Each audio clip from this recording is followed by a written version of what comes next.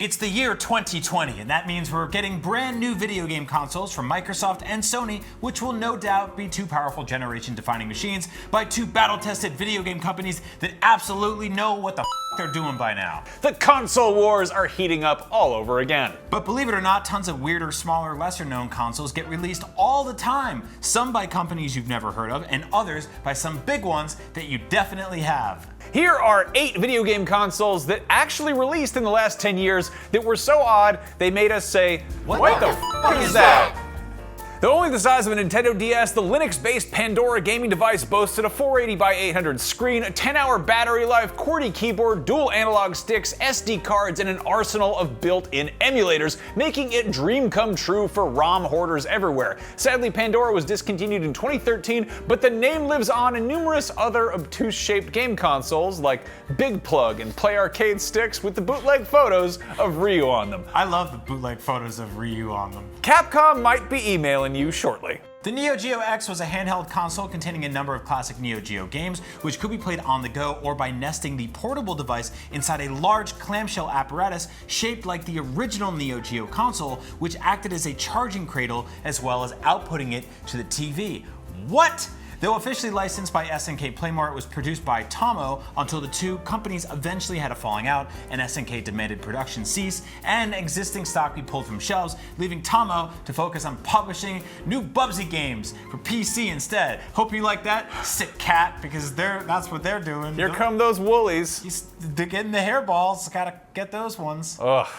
The Ouya micro console got its start as one of the biggest successes on Kickstarter in 2013, but quickly became one of the biggest disasters in gaming history. While the Android-based micro console initially drew $8.5 million from the crowdfunding site, it flopped hard when it actually went on sale to consumers. And its software assets were eventually sold off to Razer, which discontinued the console itself in 2015, eventually closing up shop entirely in June 2019, disabling the storefront and the accounts for good. I think Razer bought a lemon on that one. Ouya, no.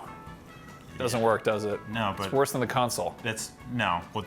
No. Hey, remember Mad Catz, that company that made third-party video game controllers that you gave your little brother and your friends that you weren't really friends with, so you could use the good controllers that came with the console? Well, in 2013, Mad Catz decided to get even and make their own console. The Mojo launched at $250 and was an Android-based micro console that some deemed the Ouya killer, which is funny because the Ouya killed itself. It could output at 4K, which was an odd choice, considering the average Android game ROM totally doesn't require that level of fidelity. The console dropped from 250 to 200 to 150 to the ultimate number of 404, page not found on the company's official website. Mad Catz has been kicking ass in the mouse and keyboard peripheral sector since then, so it's good to see the Mojo didn't kill the cat. Zzz. The PlayJam Game Stick is pretty much what it sounds like, a USB-sized stick that plugs into the back of your TV to play games. Where things get interesting is that you could store that stick in a dedicated game controller, which is like if you could hide a PS4 inside of a DualShock 4. Unlike the DualShock 4 though, the PlayJam Game Stick controller looked and felt like a large, uncomfortable, rectangular block of plastic. The casual focused game library didn't really click with gamers, and support for the PlayJam became non-existent soon after its launch year.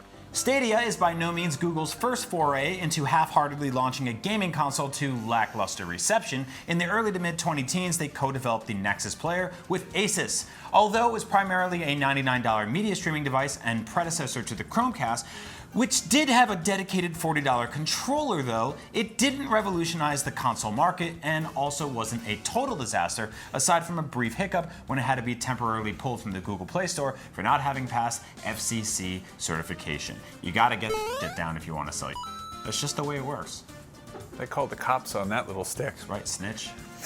Bootleg game consoles are a dime a dozen in the Chinese market. While most of them are packed with illegal ROMs and ROM hacks, it's fairly rare for them to have their own dedicated set of actual playable game cartridges. The Monon Color played tiny GBA-sized carts and took 3 AAA batteries like it was the early days of handheld gaming all over again. It basically looks like a fake video game handheld from an anime. The console even got its own licensed games like a Marvel's Iron Man beat-em-up style brawler that actually looks kind of cool. The Monon Color absolutely fell into obscurity, absolutely, immediately, and barely any information about it exists anywhere, but it's just so strange that we had to tell you about it. Look at that weird D-pad. That probably hurts to push with your thumb. So bad. Don't touch that. What It looks is like that? a razor blade. It's like It's little awful. ninja stars. What are you doing?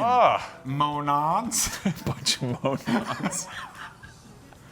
From the NES and SNES classic game consoles to the PlayStation classic game console, which was much less successful, developers making smaller scale plug-and-play systems packed with classic games are everywhere these days. But when Capcom decided it was time for them to make their own plug-and-play system, they went kind of easy with it. The Capcom Home Arcade is a $260 plug-and-play dual arcade stick with 16 classic arcade games on it, which isn't the best deal compared to what Nintendo's doing in their more moderately priced mini consoles. But the weirdest, craziest part about it is that it's shaped like a 2.5-foot long giant plastic Capcom logo. Hey, who do you think made these games?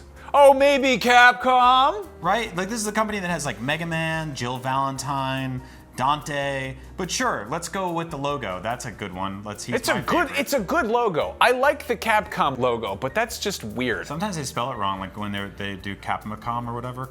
Remember that? I love Mega Man. Anyway, what's your favorite weird, crazy, bizarre, and totally insane video game console? The Vita. Mine's the Xbox One launch day one with the Kinect. Remember the Kinect? Who could forget the Kinect? The Wii U. It's an ugly system, but it's got the tablet. No, too soon. No, Let's not 3D talk World, about that. Wind Waker Ooh, HD, this is good stuff. Anyway, let us know in the comments below, and for all things video game consoles, even the weird ones, keep it right here on IGN. You monons. Capcom.